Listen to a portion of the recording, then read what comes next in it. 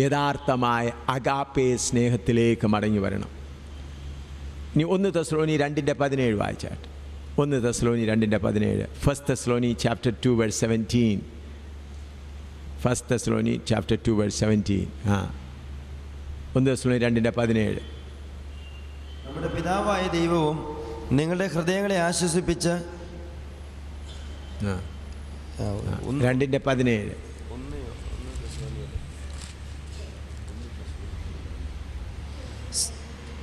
സഹോദരന്മാരെ, ഞങ്ങൾ അല്പനേരത്തേക്ക് ഹൃദയം കൊണ്ടല്ല മുഖം കൊണ്ട് നിങ്ങളെ വിട്ടുപിരിഞ്ഞിട്ട് ബഹുകാംക്ഷയോടെ നിങ്ങളുടെ മുഖം കാണുവാൻ ഏറ്റവും അധികം ശ്രമിച്ചു.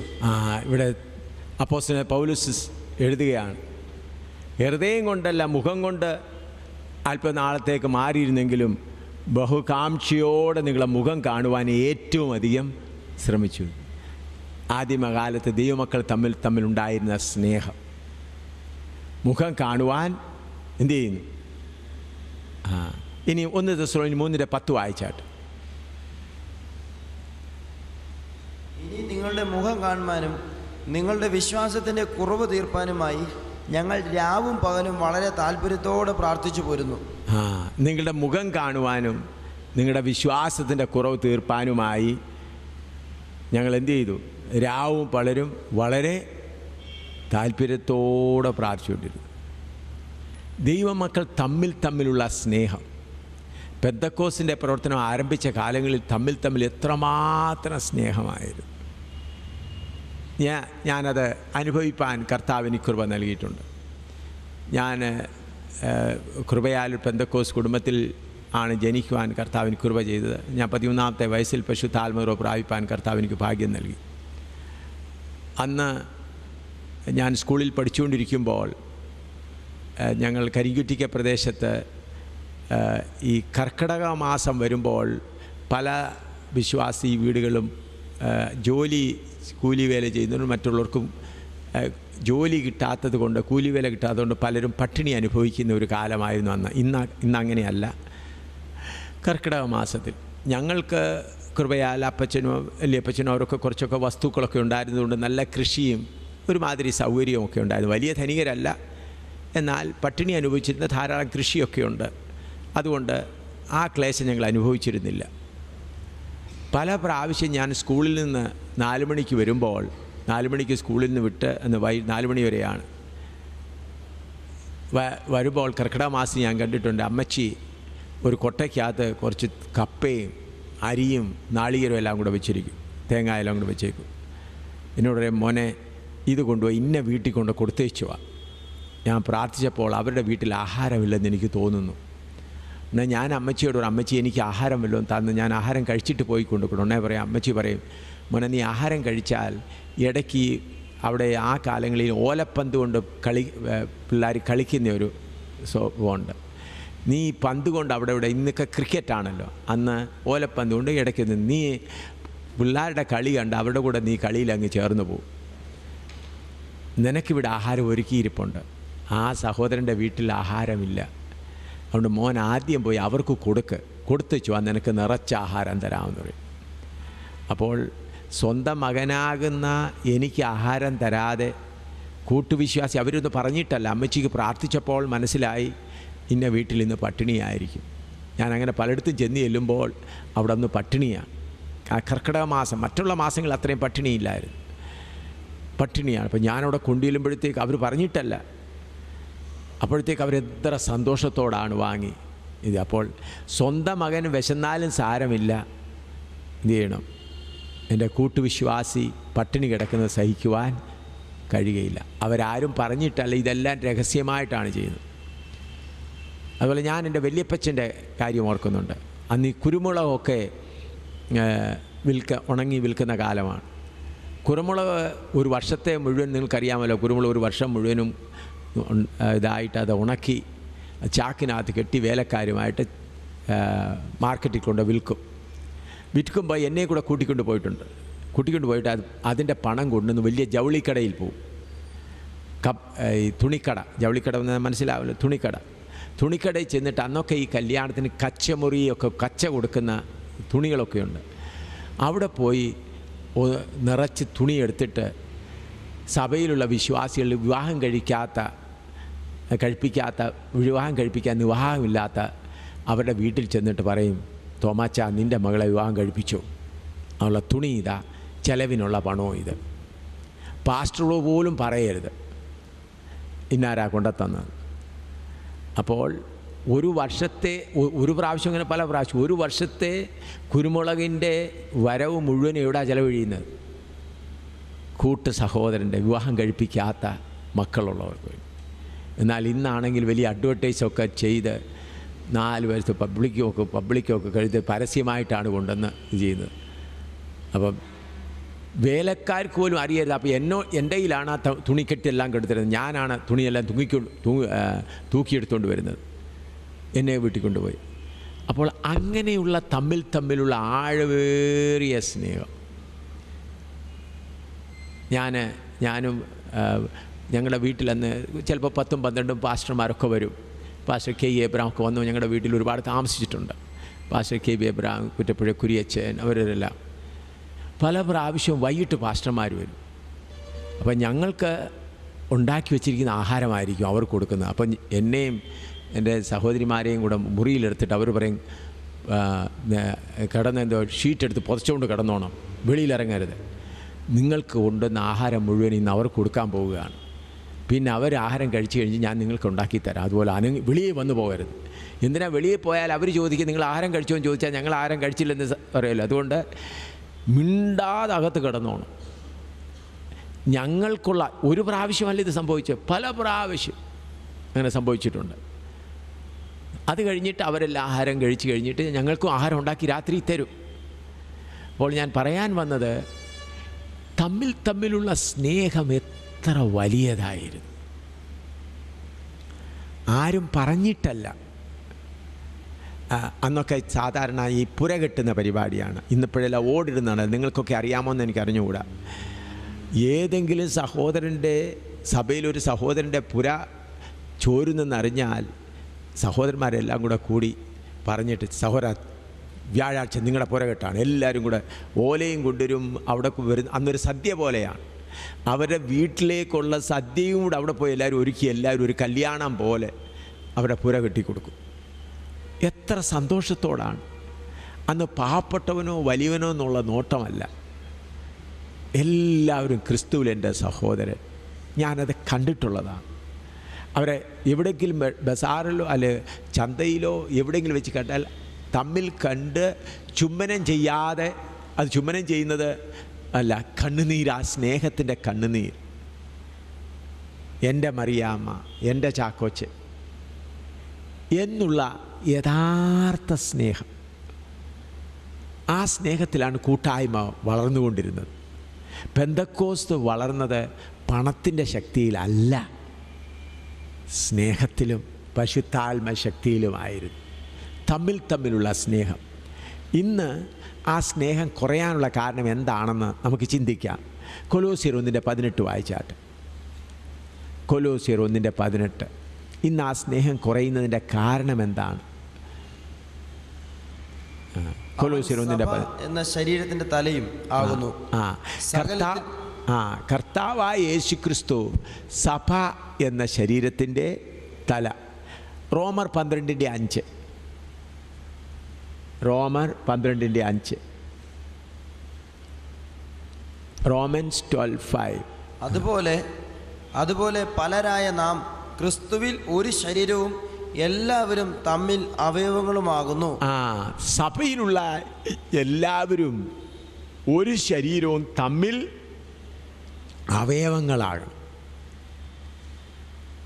ആ അനുഭവത്തിലേക്ക് വരുമ്പോൾ നാം പറയാതെ തന്നെ സ്നേഹം വ്യാപരിക്കാനിടയാവും.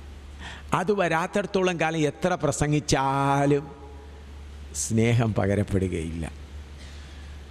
ഒരു ശരീരവും തമ്മിൽ ആരാണ്? അവയവങ്ങൾ. 1 കൊരിന്ത്യർ 12:12-13 വായിച്ചാട്ട്. 1 കൊരിന്ത്യർ 12:12-13. 1 Corinthians chapter 12 verse 12 and 13. ശരീരം ഒന്നും അതിന് അവയവം പലതും ശരീരത്തിന്റെ അവയവം പലതായിരിക്കെ എല്ലാം ഒരു ശരീരം ആയിരിക്കുന്നത് പോലെ ആകുന്നു ക്രിസ്തു. 13 വായിച്ചാൽ. യഹൂദന്മാരോ യവനന്മാരോ ദാസന്മാരോ സ്വതന്ത്രരോ നാം എല്ലാവരും ഏക ശരീരമാകുമാറ് ഒരേ ആത്മാവിൽ സ്നാനമേറ്റും എല്ലാവരും ഒരേ ആത്മാവിനെ പാനം ചെയ്തുമിരിക്കുന്നു. നമ്മൾ സ്നാനമേറ്റ് ക്രിസ്തുവിനെ ധരിച്ച് ഒരേ ആത്മാവിനെ പാനം ചെയ്തുകൊണ്ടിരിക്കുന്നത് എന്തിനു വേണ്ടിയാണ്? നാം എല്ലാവരും ഒരു ശരീരമായി തീരണം. ഒരു ശരീരം. ഞാൻ വടക്കേ ഇന്ത്യയിൽ ഇത് അനുഭവിച്ചുകൊണ്ടിരിക്കുക, കണ്ടുകൊണ്ടിരിക്കുക. അവിടെ എത്രയോ കഷ്ടങ്ങൾ, പ്രയാസങ്ങൾ, ദുഃഖങ്ങൾ, ഉപദ്രവങ്ങൾ എല്ലാം വരുന്നെന്നാൽ അവരെ തങ്ങളുടെ ചർച്ചക്കാരെയും പിതൃനെയും വിട്ടിട്ട് ക്രിസ്തുവാകുന്ന ശരീരത്തുമാകുന്ന വിശ്വാസികളോട് തമ്മിൽ ഇത്ര സ്നേഹം. ഒരാളെ കാണാൻ എത്ര സ്നേഹമാണ്. ആ അനുഭവത്തിലേക്ക് വന്നു കഴിയുമ്പോൾ സ്നേഹം ധാരാളമായി പകരപ്പെടും. നാം തമ്മിൽ അവയവങ്ങളായിത്തീരുന്നില്ല. എല്ലാവരും പ്രൈസ്തലോട് പറയുന്നുണ്ട്. എന്നാൽ പ്രൈസ്തലോട് പറയുന്നതിലല്ല, നാം ഒരു ശരീരമായി തീരണം. നമ്മുടെ കുടുംബത്തിൻ്റെ പണി എങ്ങനെയാണ്? നമ്മുടെ കുടുംബത്തിൻ്റെ നാഥനാരാണ്? പിതാവാകുന്ന ദൈവം. പിതാവും പുത്രനും കൂടെ ഉള്ളത് എങ്ങനെയാണ് അവരുടെ ബന്ധം? യോഹന്നാൻ 10:30 വായിച്ചാൽ നമ്മുടെ കുടുംബത്തിൻ്റെ പണി എങ്ങനെയാണ് നിങ്ങൾ അറിയണം. ജോൺ 10:30, യോഹന്നാൻ 10:30 വായിച്ചാൽ ഞാനും പിതാവും ഒന്നാകുന്നു. ഞാനും പിതാവും എന്താണ്? ഒന്നാകുന്നു. നമ്മുടെ കുടുംബത്തിലുള്ള പിതാവും നമ്മുടെ മൂത്ത സഹോദരനാകുന്ന യേശുക്രിസ്തുവും തമ്മിൽ എങ്ങനെയാണ്? അവരെ ഒന്നാണ്.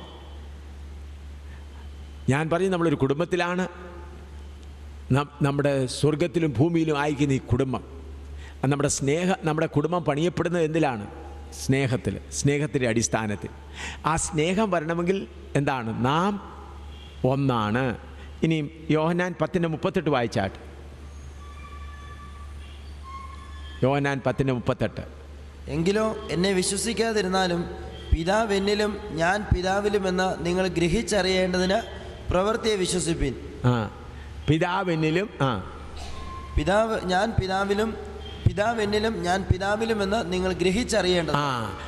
ഞാൻ പിതാവ് എന്നിലും ഞാൻ പിതാവിലും. ഇനിയും യോഹന്നാൻ 14:10 വായിച്ചാൽ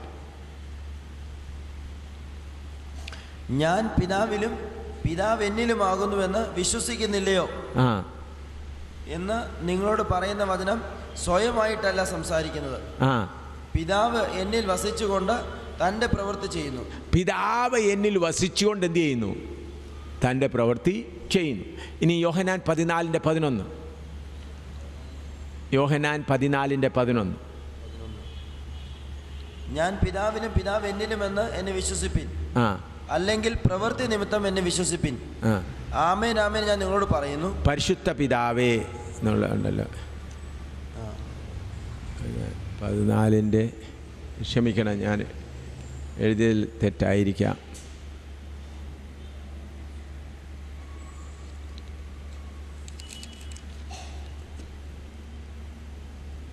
പരിശുദ്ധ പിതാവേ, അവർ നമ്മെപ്പോലെ ഒന്നാകണം.